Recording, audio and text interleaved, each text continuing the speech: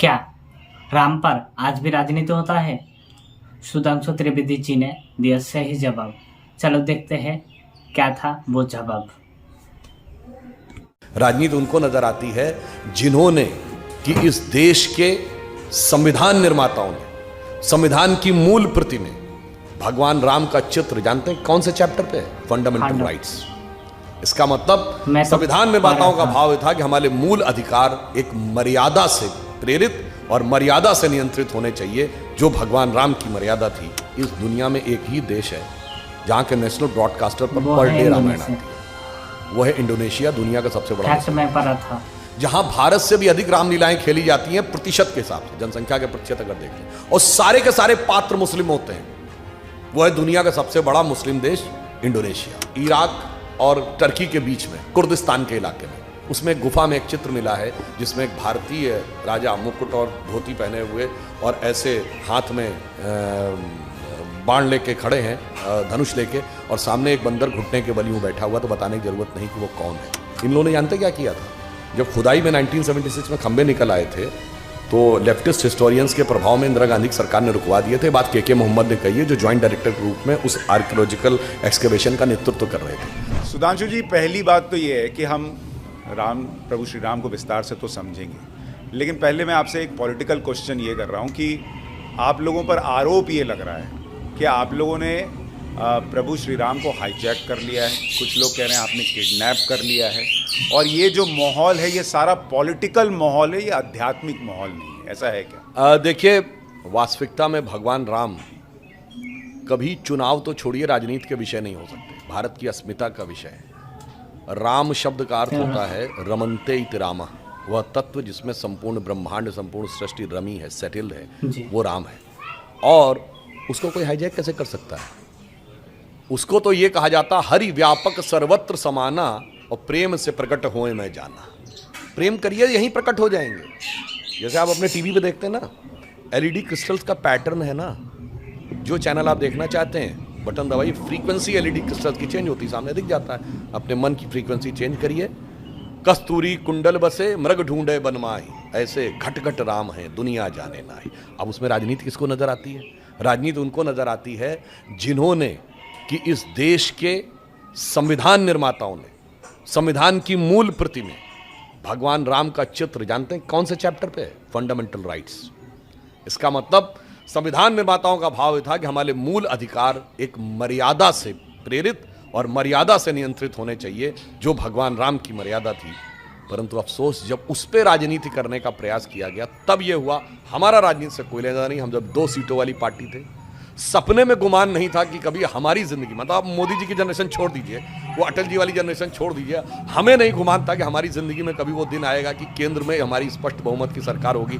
तब भी हम राम के साथ उतनी ही भक्ति से खड़े थे जितना 303 के साथ खड़े हैं। लेकिन आरोप ये है ना कि आप कुछ लोगों को बुला रहे हैं, कुछ को नहीं बुला रहे हैं। कुछ को दिक्कत ये कि मोदी जी क्यों जा रहे हैं, वो तो प्रधानमंत्री हैं, वो धार्मिक कार्यक्रम में क्यों शामिल हो रहे हैं। आज मैं देख रहा था कि कई लोग ये भी कहने लग गए कि जो लोग जाएंगे वो एक धर्म विशेष से जोड़ दिए जाएंगे, जो नहीं जाएंगे उनको आप कहेंगे ये एंटी हिंदू है।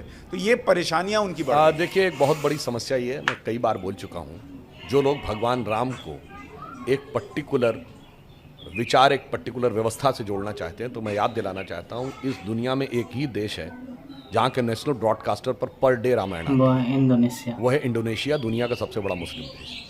जहां भारत से भी अधिक रामलीलाएं खेली जाती हैं प्रतिशत के हिसाब से, जनसंख्या के प्रतिशत अगर देखें, और सारे के सारे पात्र मुस्लिम होते हैं। वो है दुनिया का सबसे बड़ा मुस्लिम देश इंडोनेशिया। अगर कोई एक ऐसा देश है जहां की फर्स्ट लेडी मानती है कि उनकी वंशावली भगवान राम से है, तो वो है कोरिया। और जाके चेक करिए, कोरिया में 60% लोग नास्तिक हैं।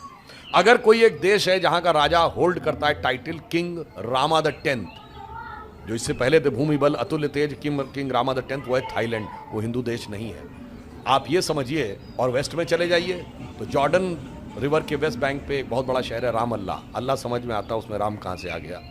अब उसके बाद अगर आप देखें तो फ़राहों की डायनेस्टी जहाँ से शुरू होती है, जाके चेक कर लीजिएगा, पहला राजा का नाम है RAMSES, राम से। राम कहाँ से आया? मैं किसी के ऊपर आक्षेप नहीं लगा रहा हूँ, आप खुद सोचिए। और सुमेई प्रोविंस है जो इराक और टर्की के बीच में कुर्दिस्तान सारे के गिना देंगे। उसमें गुफा में ये एक चित्र आदमी। मिला है जिसमें एक भारतीय राजा मुकुट फैक्ट और के साथ। धोती पहने हुए और ऐसे हाथ में बाण लेके खड़े हैं, धनुष लेके, और सामने एक बंदर घुटने के बल यूं बैठा हुआ, तो बताने की जरूरत नहीं कि वो कौन है। और होंडुरास में जाके चेक करिए, मंकी गॉड। होंडुरास कहाँ है? लैटिन अमेरिका में। तो पूरब से लेके पश्चिम तक अगर आप देखें तो मुझे इस पे जिन लोगों को फिर भी लगता है कि ये हिंदू हैं और उस कारण से उन्हें आपत्ति है, तो मुझे अटल जी की कविता की वो पंक्ति याद आती है कि मैं अखिल विश्व का गुरु महान, देता विद्या का अमरदान, मैंने दिखलाया मुक्ति मार्ग, मैंने सिखलाया ब्रह्म ज्ञान, मेरे वेदों का ज्ञान अमर, मेरे वेदों की ज्योति प्रखर, मानव के मन का अंधकार क्या कभी सामने सका ठहर। अब आगे समझिए, मेरे स्वर नभ में गहर गहर, सागर के जल में छहर छहर, इस कोने से उस कोने तक, इंडोनेशिया से लेके होंडुरास तक, कर सकते जगती सौरभ में, हिंदू तन मन हिंदू जीवन, रग रग हिंदू मेरा बन। वाह। लेकिन सर थोड़ी देर पॉलिटिक्स अगर साइड भी रख दे, और वैसे एक और भी बात बता दूं, कई बार दर्शकों और उनके लिए, इंडोनेशिया वर्ड का मीनिंग जानते क्या होता है? नीजिया वर्ड एक ग्रीक वर्ड है जिसका मतलब होता है द्वीप। इंडो मतलब इंडियन, भारतीय द्वीप। और बहुत से लोगों को शायद ना पता हो कि इंडोनेशिया की कैपिटल का नाम जानते क्या है? जकार्ता। इसका ओरिजिनल नाम क्या है? जयकर्ता। प्राचीन इंडोनेशिया में 2 प्रोविंसेस होते थे, जयकर्ता और योगकर्ता। आज भी जाके चेक कर लीजिएगा कि जकार्ता के जो बगल का प्रोविंस है उसका नाम आज भी योगकर्ता है। तो इससे आप समझ लीजिए कि यह प्रभाव कितना दूर तक था और संपूर्ण विश्व को मार्गदर्शन देने के लिए था। नहीं, और जो लोग प्रभु श्री राम में अगर उनको लगता है कि जय श्री राम का नारा लगाना कम्युनल बनाता है, तो भाई प्रभु श्री राम के भजन तो गांधी जी भी गाते थे। तो अब आपको गांधी जी में भी अगर कम्युनलिज्म दिखता है तो उसका कुछ नहीं किया जा सकता। लेकिन जब हम प्रभु श्री राम का जिक्र कर रहे हैं, आपने कई बार इसके बारे में कहा भी है कि जो संयोग है वो आपको देखना होगा कि प्रभु राम को, इस रामलला को मंदिर तक लाने का जो आंदोलन रहा और उस दौरान जो चीज़ें हुई वो इस देश की किसी घटना से जुड़ी हुई। क्या ये संयोग है वाकई में? देखिए, मगर संयोग है पर देखने के लिए दृष्टि चाहिए। जैसे टेलीस्कोप चाहिए प्लेनेटरी मूवमेंट को देखने के लिए। आपको क्या चश्मे से नहीं दिख रहा है तो भैया अपना चश्मा उतारो, फिर देखो यारो दुनिया नई है, चेहरा पुराना। अब मैं आपको संयोग बताता हूँ। जब भारत के इतिहास ने करवट ली, सबसे पहला 1857 प्रथम स्वतंत्रता संग्राम, और जो पहला ऑफिशियल डॉक्यूमेंट है, चूंकि ब्रिटिश कंट्रोल हो गया था अवध के ऊपर, लखनऊ पूरे फैजाबाद एरिया पे, तो उसके बाद से तो बिल्कुल सारे legal documents as it is available है। मुगल काल के पार्ट्स में अवेलेबल है, उसके बाद सीक्वेंस अवेलेबल। पहली एफआईआर दर्ज होती है नवंबर 1858 में। फैजाबाद का थानेदार लिखता है कि करीब 25 या 50 निहंग सिख आ गए और उन्होंने कहाँ कब्जा कर लिया है। उस एफआईआर में लिखा मस्जिद जन्म स्थान। भाई मस्जिद थी, समझ में आता है, ये जन्म स्थान किसका था, और उन्होंने उसमें यज्ञ हवन किया है और मस्जिद जन्म स्थान के सारी दीवारों पर राम राम राम लिख दिया है। उसने लिखा है फौज ज़्यादा भेजिए, इन लोगों का मुकाबला, तलवार लिए इतने लोगों का मुकाबला हम अपने सिपाहियों से नहीं कर सकते। That was the first turning point. Then freedom movement शुरू होता है। फ्रीडम मूवमेंट का सबसे बड़ा टर्निंग पॉइंट कब आया? 1937 प्रोविंशियल असेंबलीज इलेक्शन, जब अंग्रेजों ने मान लिया कि स्टेट्स में आपकी गवर्नमेंट रह सकती है, सेंटर में हमारी रहेगी, जिसमें कांग्रेस की सरकारें चुन के आई। 1936 में एक भीषण संघर्ष होता है और उसके बाद ब्रिटिश सरकार ये निर्णय लेती है कि वहां पर नमाज पढ़ना बंद। एक स्टेप आगे आए। आज़ादी मिली 47 में। 26 नवंबर 1949 को संविधान लिख के तैयार होता है और 22-23 दिसंबर 1949 की रात को वहां पर श्री राम लला प्रकट होते हैं और कोर्ट की परमिशन के बाद, भले ही ताले में बंद करके, मगर पूजा अर्चना की परमिशन दे दी जाती। एक स्टेप मामला आगे बढ़ गया। ठीक, उसके बाद आइए 1986 में ताला खुलता है। बहुत से बच्चों को नहीं लगेगा, कुछ लगेगा कि ये क्या बात हो रही है, पर इंडिया की ओपननेस की शुरुआत उस जमाने में हुई थी। ये गैट WTO में बदलने की शुरुआत अगर उरुग्वे राउंड ऑफ टॉक्स 1986 में शुरू हुई थी, that eventually converted into WTO इन 95। अब आइए राम मंदिर का आंदोलन प्रखरता से शुरू होता है 1990 से 92। इसी दौर में भारत की पॉलिटिक्स चेंज होती है, यूनिपोलर से बाइपोलर होती है। इसी दौर में अगर आप देखें, विवादित ढांचा भी टूटता है और अर्थव्यवस्था का पुराना नेहरूवियन मॉडल भी ध्वस्त होता है। एक नई अर्थव्यवस्था उभर के सामने आती है। PV नरसिम्हा राव जी प्रधानमंत्री थे और राम मंदिर का भी एक नया स्वरूप आता है, भले ही वो पर के अंदर थे। अगला बड़ा पड़ाव आया राम मंदिर के लिए, जब इन लोगों ने जानते क्या किया था? जब खुदाई में 1976 में खंबे निकल आए थे तो लेफ्टिस्ट हिस्टोरियंस के प्रभाव में इंदिरा गांधी की सरकार ने रुकवा दिए थे। बात के मोहम्मद ने कही है, जो जॉइंट डायरेक्टर के रूप में उस आर्कियोलॉजिकल एक्सकेवेशन का नेतृत्व कर रहे थे। फिर कोर्ट से रोक लगवा दी कि खुदाई नहीं हो सकती। अब खुदाई पे रोक थी, मगर तब तक रडार मैपिंग की टेक्निक आ गई सन 2000 में। तो भाई ऑपरेशन पे रोक था, अल्ट्रासाउंड पे तो रोक नहीं था। वो रडार मैपिंग में की रिपोर्ट सरकार ने की और कोर्ट के सामने रख दी। कोर्ट ने कह दिया ठीक है खुदाई की जाए। 2003 में नीचे 8-10 खंभे निकले, स्ट्रक्चर दिख गया। और 2003 ही वो वर्ष है जब इंडिया करंट अकाउंट सरप्लस हुआ। 2003-4 के ही चौथे क्वार्टर में हम एक बार 10% की रेट को तय करी। 2003-4 ही वो वर्ष है जब भारत का जब बाबरी ढांचा था तो फॉरेन एक्सचेंज जब 1 बिलियन के नीचे था। 2003 में 100 बिलियन हुआ। अब आप आइए 2019 में जजमेंट आया, अब राम मंदिर बनने जा रहा है। मोदी जी के नेतृत्व में स्पष्ट बहुमत की सरकार दूसरी बार। उत्तर प्रदेश में पहले 325 सीटों की सरकार, अब 255 की सीटों की सरकार। अब फॉरेन एक्सचेंज दर कितना है? 600 बिलियन। अब हम क्या हैं?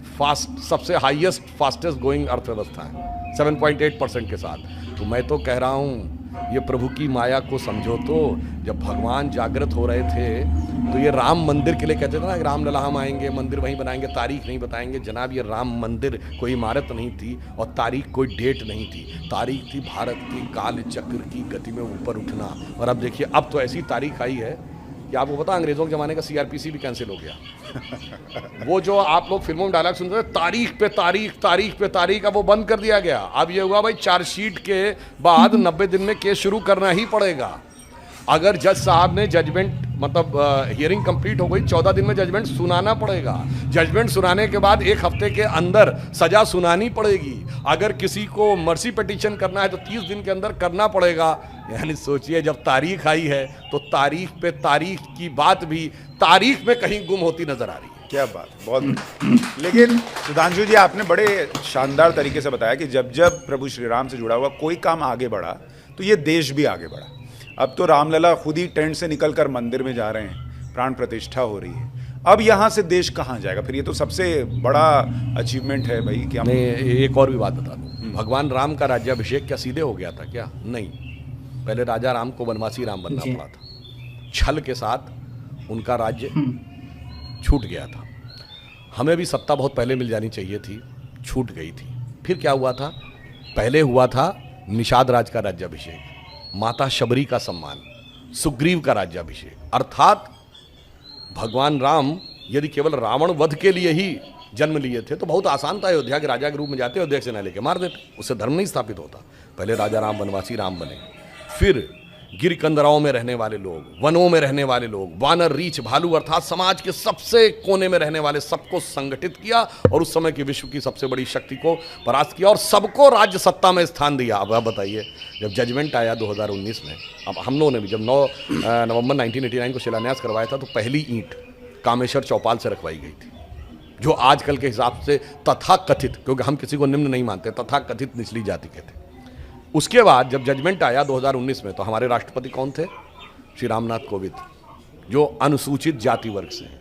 अब जब भव्य मंदिर का उद्घाटन होगा तो हमारी राष्ट्रपति कौन है? श्रीमती द्रौपदी मुर्मू, जो अनुसूचित जनजाति से हैं। और हमारे प्रधानमंत्री कौन है?